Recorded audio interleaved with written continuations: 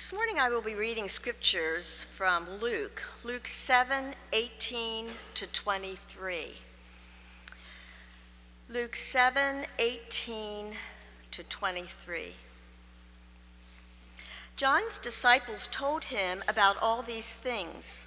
Calling two of them, he sent them to the Lord to ask, "Are you the one who is to come, or should we expect someone else?"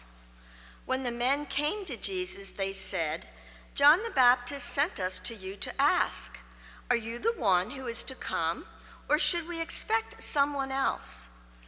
At that very time, Jesus cured many who had diseases, sicknesses, and evil spirits, and gave sight to many who were blind.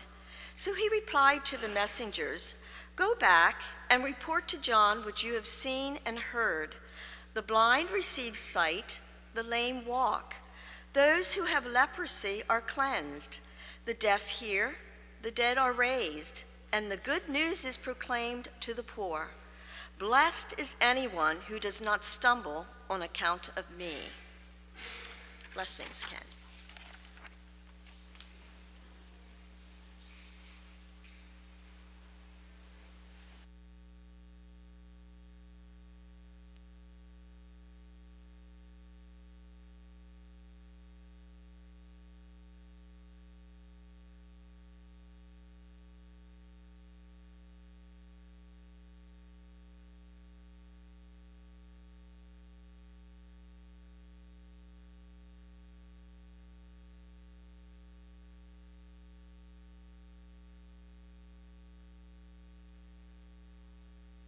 One of them who was there said it was like the building was breathing in and out, in and out.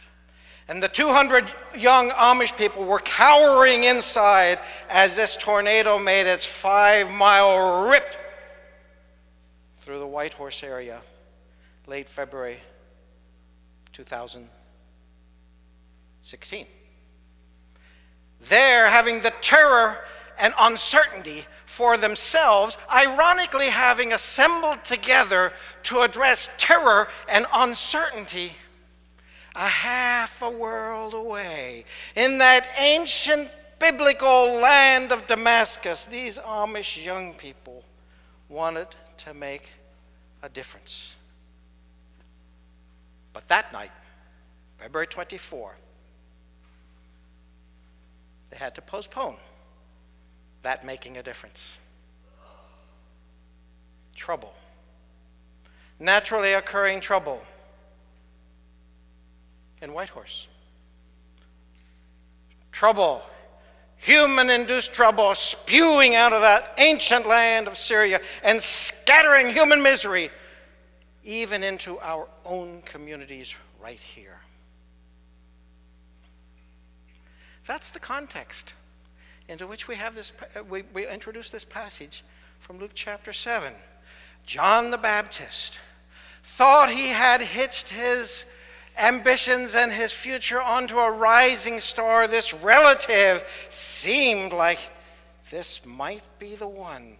But now John the Baptist is there, we can visualize, grasping the bars of the prisons. He has made his little stroke for counting the days on the wall. He has traced pictures perhaps in the dust with his big toe, and now he's looking for something else to bide the time. And so he looks out of his prison cell, and there in the distance he sees two of his friends, and then he asks them, "Hey, yo, come here." And he's wondering. You go ask this guy, this Jesus of Nazareth, are you the one who was to come, who is to come, or do we look for another? Well, that's an easy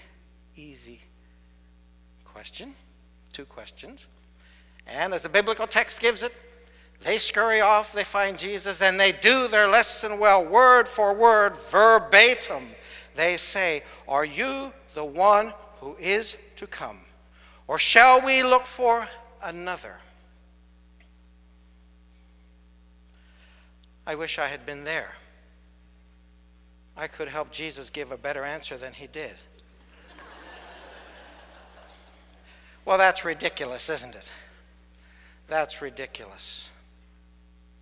But I would have had some ideas if I had been standing next to Jesus and here to come these two guys. Are you the one who is to come, or do we look for another? My first impulse probably would have been to lean over to Jesus and whisper in his ear, you tell these guys, you go back and tell John the Baptist.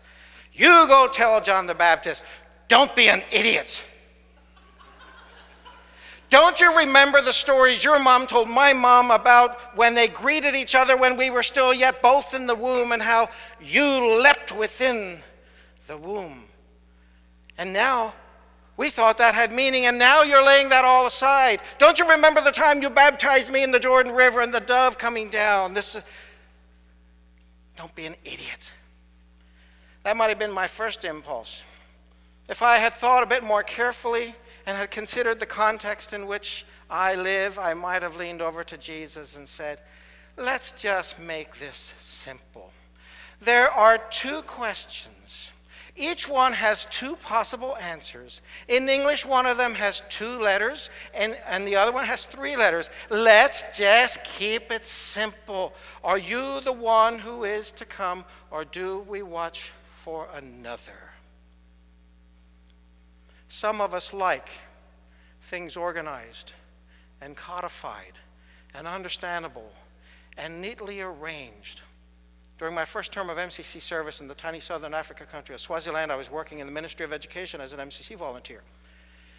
And one of my British colleagues, after he had observed my work, I had 30 schools over which I was responsible, as my title was more fancy than actual work, Inspector of Schools.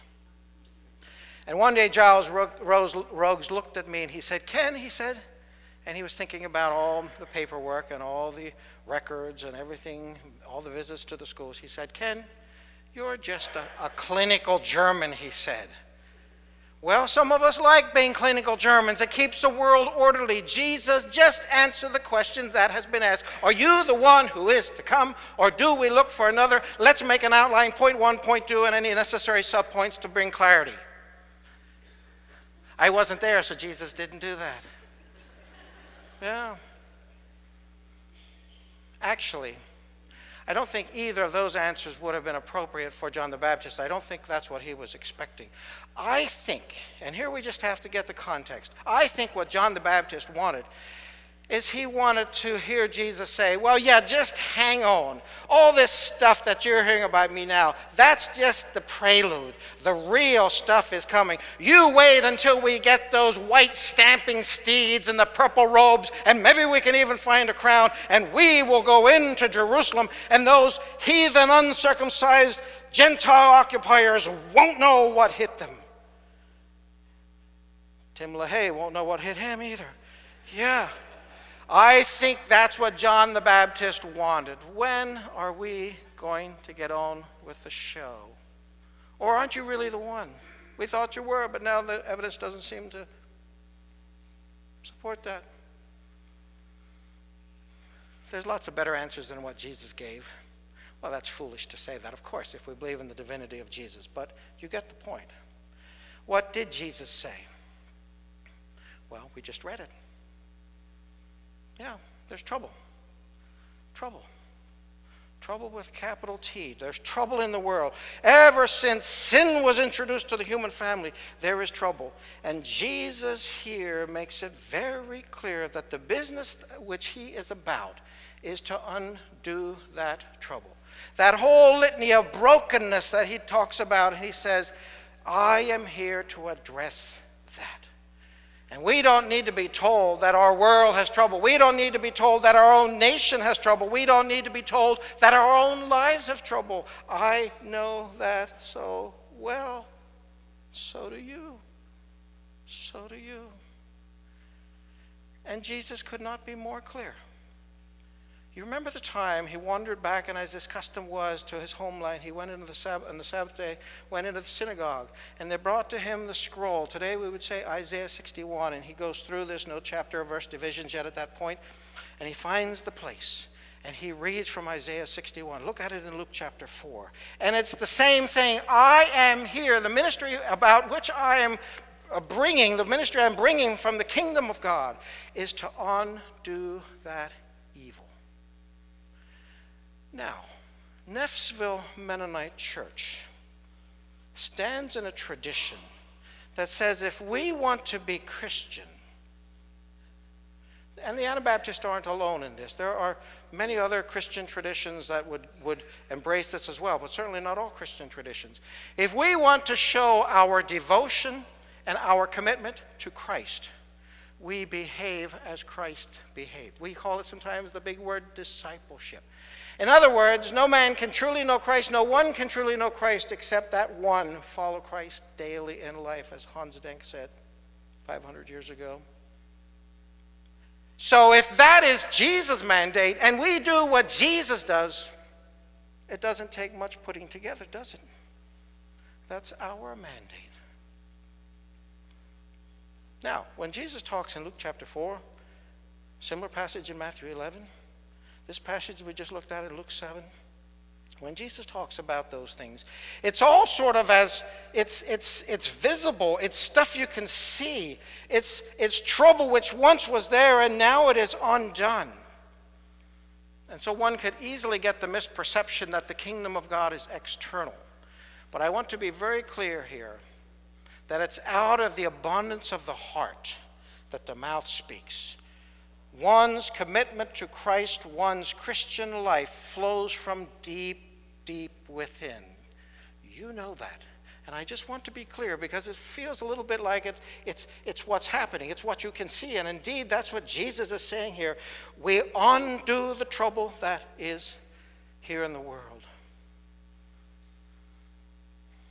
One of the things that I do when I get to a church, like I came to Nessville this morning, I didn't get the chance to, I was here fairly early, and I didn't get a chance to walk around and look at the bumper stickers in the parking lot. That's one of the things I do sometimes. The other thing I almost always do, and I did that this morning, I walked around and looked at the bulletin boards at Nessville Church. Yeah. You know, you don't really need to know much about a congregation in advance if you can see the bumper stickers and the bulletin boards. Really. Then you know. And I'm here to commend you that Neffsville Mennonite Church is taking this mandate of Jesus seriously. I see that in the bulletin. I see that in the bulletin boards. I saw that in the video we just saw. And I know that for the support that you give to organizations like Mennonite Central Committee. And I want to commend you and say thank you for being the hands and feet of Jesus in the communities where you are. And I would encourage you as individuals, as families, as congregations, and extrapolate that to the global community through places like the Mennonite Mission Network, EMM, and the Mennonite Central Committee, and other good, fine organizations. Be the hands and feet of Jesus, making a difference, undoing this trouble. And that's what we try to do at the Mennonite Central Committee. And you are part of what MCC does, of course. And so I was here last summer in my good friend and colleague's absence, John Hillegas, who works at MCC. I noticed that he is here this morning, and Josh Voth, who works also with me at MCC. Both of those guys have experience with what I talked about when I was here with the Mission Sunday last August, I believe it was last year, about the MCC meat canning. And I noticed on the visual here, do you see the chunked turkey thighs? Yeah.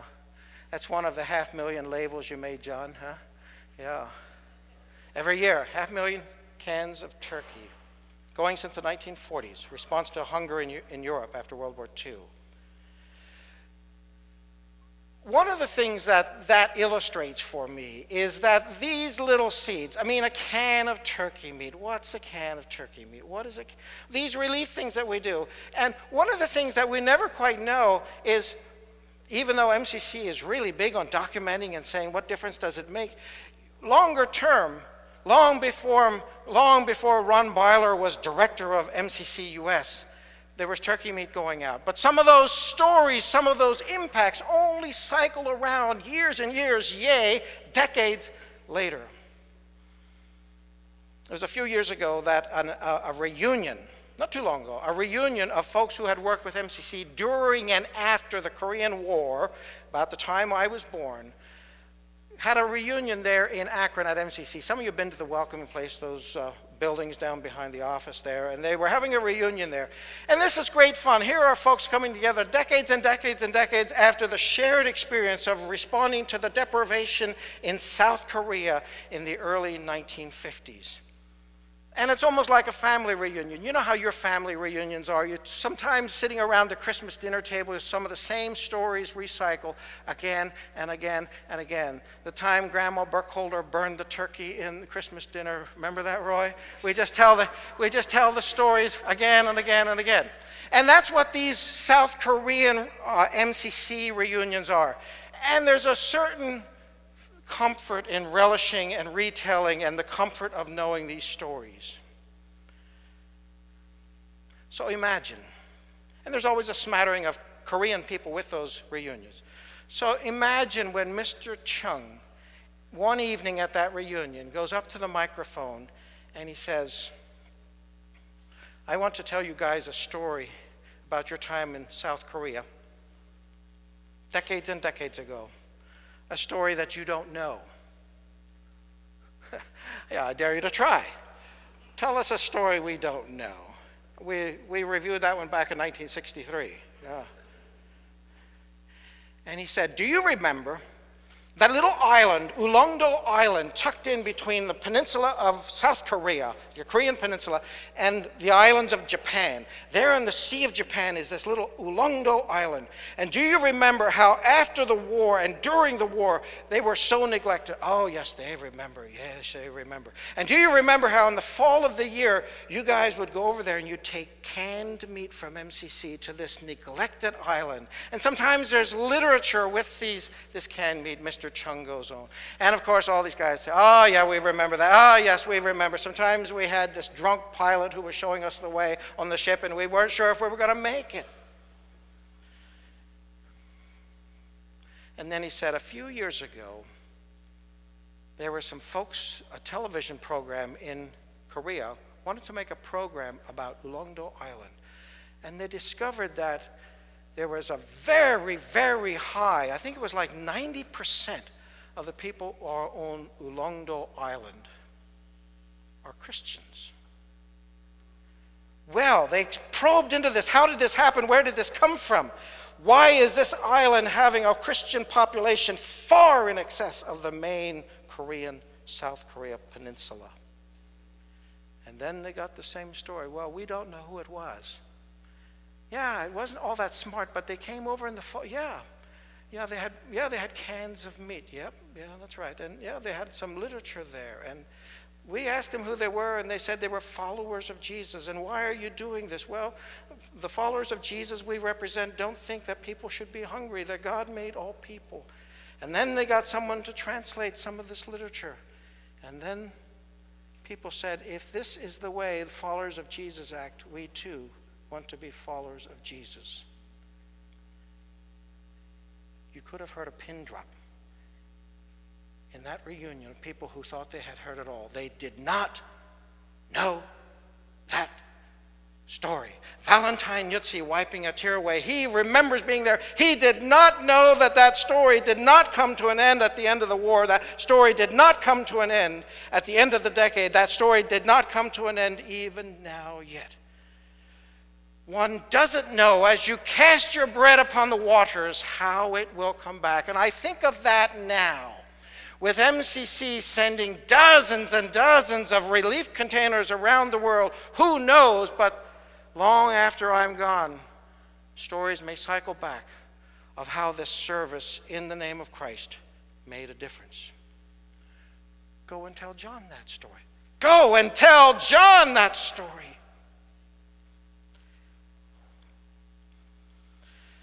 We're coming up on the 10th anniversary. Those of you who lived in the area won't forget it. That bright October day, I happened to be in MCC work in Philly, and I got a call and said, better get out here and see what's going on. Unthinkable. Unthinkable. The little hamlet of Nickel Mines, where a twisted, unfortunate, sick mind walks into a little Amish school. And who would have dreamed as those telescopic news towers were there at the nickel mines auction house that that first story would not actually be the most enduring story, nor the only story rolling out of that little crossroads community there at nickel mines. All of you are familiar, of course, with Amish Grace, the story of forgiveness. Don Crable, Steve Nault, David Weaver Zerker. Put it in a book. Yeah, some of you, I hope it's in the library here. Amish Grace. Gets good marks from the Amish. One comment, they say, well, Amish Grace. It's not Amish Grace, it's God's grace. The bishop told me, David King. I said, yeah, that's right, but the publisher knows what sells books. It's Amish Grace.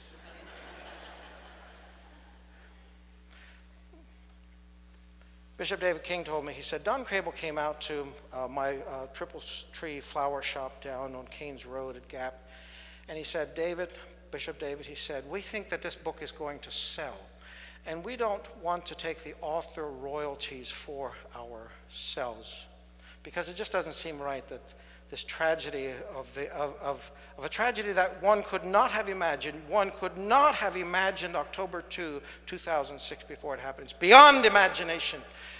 We don't think we should take the author royalties from this book, and we think it will sell well. And it did sell well in English, and then in French, and then in German, and then in Korean, and then in Japanese. So we would like for you to designate where we should give these gifts or these payments that will come from the sales of Amish Grace. And Bishop King told me later, he said, I looked at Don Crable and he said, well, we remember Peter Dick. Some of you know Peter Dick, Peter Nelfrida, kind of an iconic figure in the annals of MCC. We trust Peter Dick.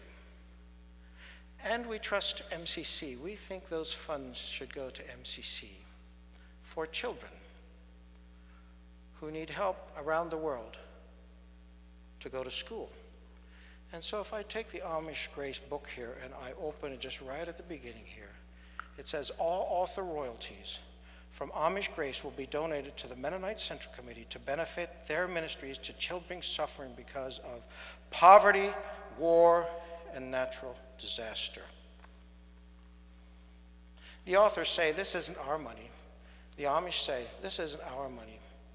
And so they don't mind that I actually share with you that the first check that came was $50,000, and then $40,000. And this book will be published 9 years this fall, and the checks continue to come. $200,000 so far. What's going to happen if they get permission, as has been discussed, of printing this in Chinese? And that money goes into one of the primary kinds of development projects that MCC does, and that's education for children. It's a terrible, terrible thing to stand with Grandmother Carolyn in Congo, and she is taking care of 5 children because the middle generation has been decimated by AIDS in southern Africa. And she says, I have enough money to send 2 of them to school, but the other 3 will not go to school. Those of you who are grandparents, if you had to decide which of your grandchildren get an education, how would you ever decide? But with MCC's assistance, Carolyn is able to send all of her grandchildren to school. $200,000, impacting hundreds and hundreds of children's lives. Children who will never get to nickel mines, people living at nickel mines who will never know who these children are. Every once in a while, I go past those steam trains in Strasburg, and I go down 896, and down at Georgetown, I make a little loop out around to Bart Township Cemetery. And I clamber over the fence, and I walk way up out to the back of the cemetery, and I look at those 5 little gravestones, every last one of them saying October 2, 2006, October 2, except one of them. One of the Miller sisters, by the time their parents got back from Christiana in Delaware up to Hershey to disconnect the life support system, was past midnight. Lena, October 3. Those children are, as one of the mothers told me the day after it happened, one of the grandmothers the day after, they are now safe in the arms of Jesus. Yes, indeed they are. They will not be going to school. They will not need to go into the next grade at West Nickel Mines School. But there are hundreds and hundreds of children because that community decided to act like Jesus, undoing the evil, this unthinkable terror, this unthinkable evil. Let's turn it around and make something positive. So there are hundreds and hundreds of children who are going to school who would otherwise not go to school because these people dared to act like Jesus. I think we should tell that to John as well. Go and tell John how the influence of Jesus 2,000 years later is helping people to see the light of undoing evil by turning it into something good. MCC works in relief work, meat canning, and many other things. MCC works in development work, education for children. MCC is primarily sponsored by this organization, is created by these churches that share a common Anabaptist heritage. Amish of various sorts, Mennonites of various sorts, Brethren in Christ of various sorts, BICs of various sorts.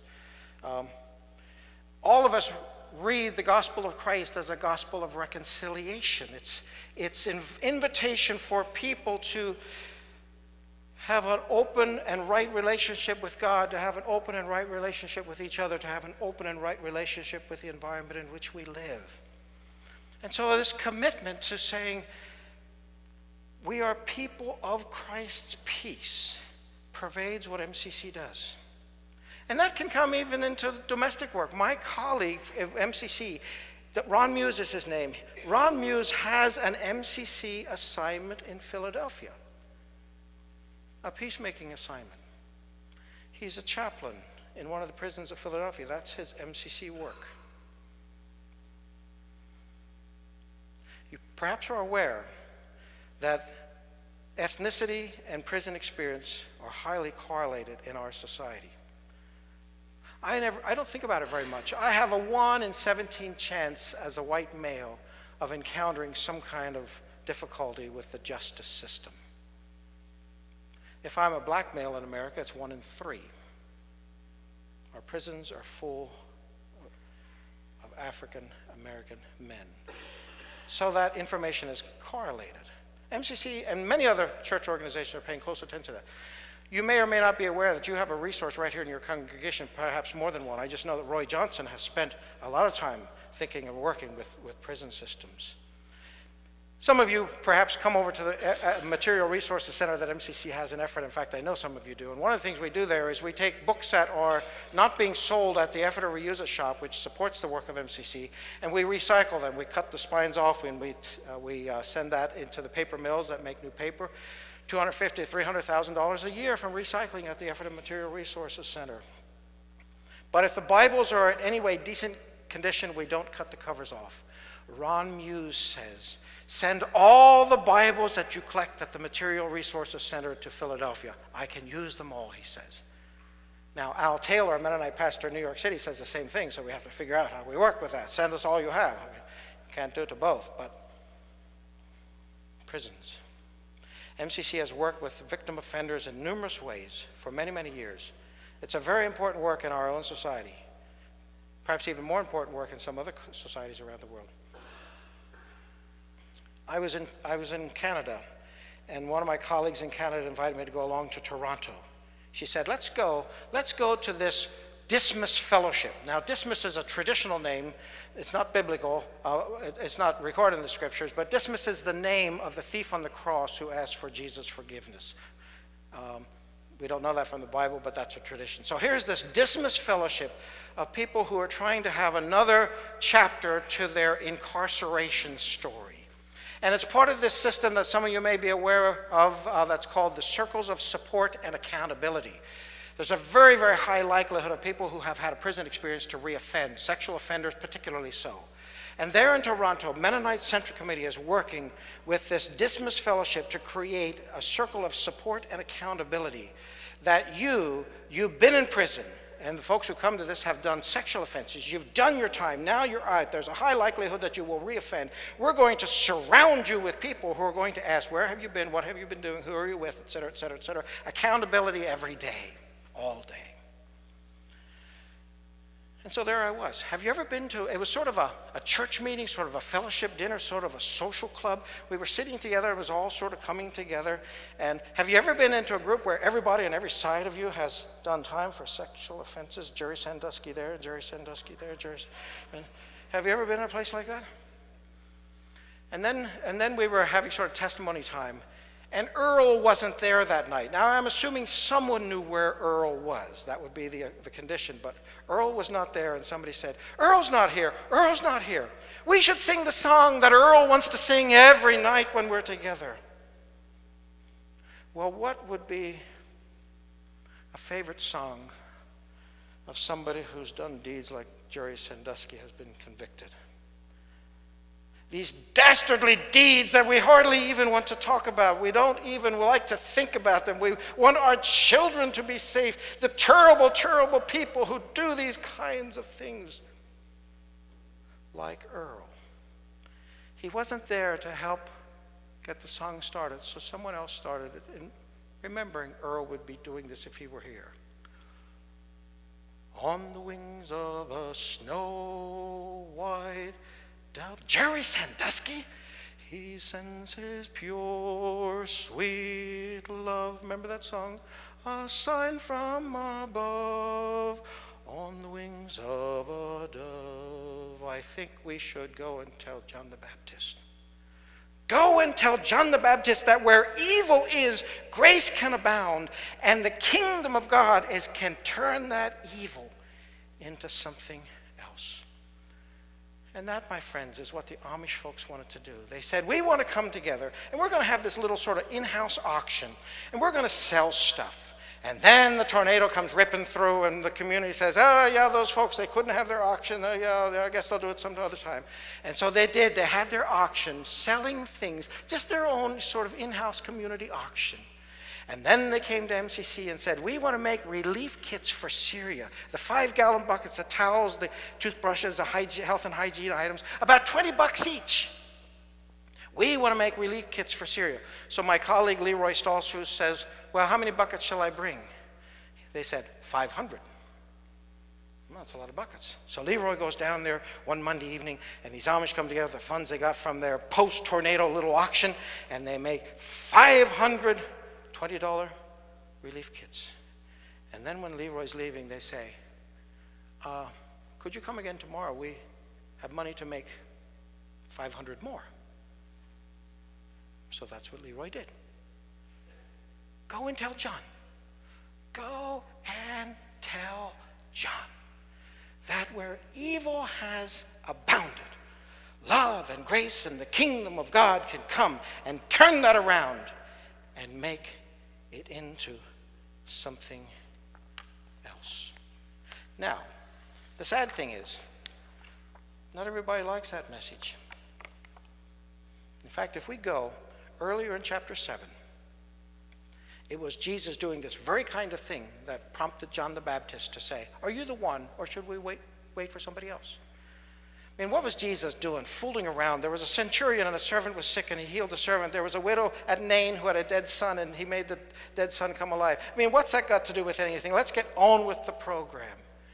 So it is possible that we will face the same thing as Jesus faced when we're about the work of the kingdom. That maybe people won't recognize it as the work of the kingdom. John the Baptist did not. It's our job to tell John the Baptist and to tell our communities that Jesus comes to make a difference. Where there is evil, goodness can also come. Thank you for doing your part in bringing that goodness of Jesus to your communities. God bless you.